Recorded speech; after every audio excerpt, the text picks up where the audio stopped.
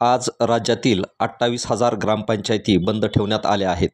स्वर्गीय संतोष देशमुख यांना न्याय देण्यात यावा, या प्रकरणाची चौकशी पारदर्शक व्हावी यासाठी मंत्री धनंजय मुंडे यांनी राजीनामा द्यावा, या प्रमुख मागणीसाठी राज्यभरात जनआक्रोश सुरू आहे.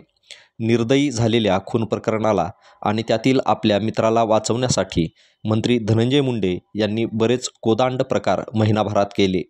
या प्रकरणाला जातीयवादाकडे वळविण्याचा प्रयत्न केला.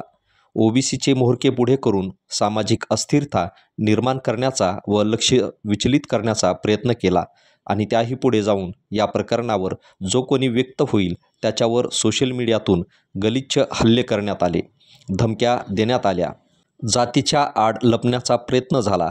परंतु सर्व प्रयत्न आज विफल झालेले दिसत आहेत.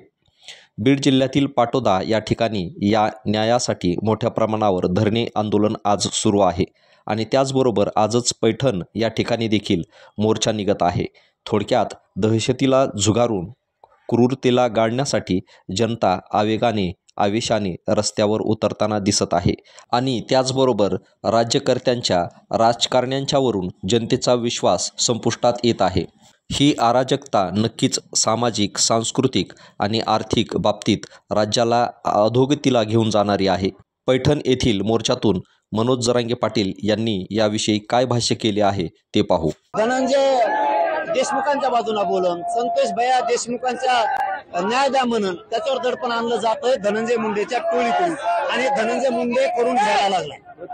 माझं मी काय मोर्चाला त्या भानगडीत नको पडू भाऊ. धनंजय मुंडे आणखी शहाणा वेळ तो हातातून गेलेला नाही, पण तू हे टोळ्या अंगावर घालायच्या बंद कर. ही जर पायंडा पडला तर तू एक मंत्री आहे जबाबदार, तुला मागात पडले. तू हे पायंडा पाडू नको. प्रति मोर्चाचा, प्रति आंदोलनाचा संतोष भाईला न्याय देण्यासाठी रस्त्यावर उतरायला पाहिजे. तर तुम्ही आरोपीच्या पाठीशी उभा राहत आहे काय? मी हे मॅटर नाही उद्या. शेवटी स्वतः चूक झाकवायसाठी काही पण करायची तयारी यांची, पण चूक झाकू नये आणि गुंडाचे टोळे धनंजय मुंडेंनी पाळू नये.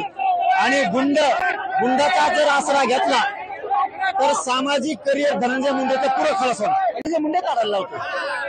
गोरगरीब सगळ्या जाती धर्मातले म्हणतोय मी तुम्हाला, सगळे त्यांच्या जातीतले सुद्धा गोरगरीब संतोष भैयाला न्याय मिळावा वाटतो. पण धनंजय मुंडे त्याचं ओबीसीचा पांघरून घालायला बघ.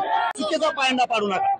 एक गरीबाचं पोरगं मेलंय, तुम्ही त्याच्या विरोधात मोर्चे आंदोलन करताय आणि आरोपीला साथ देताय. चुकीचा पायंडा पाडू नका. उद्या जर तुमच्या घरात झालं तर मराठी सुद्धा असंच वागायचं का? मग त्यांनी असंच वागायचं का? ही पायंडा धनंजय मुंडेला पाडायचं आहे का?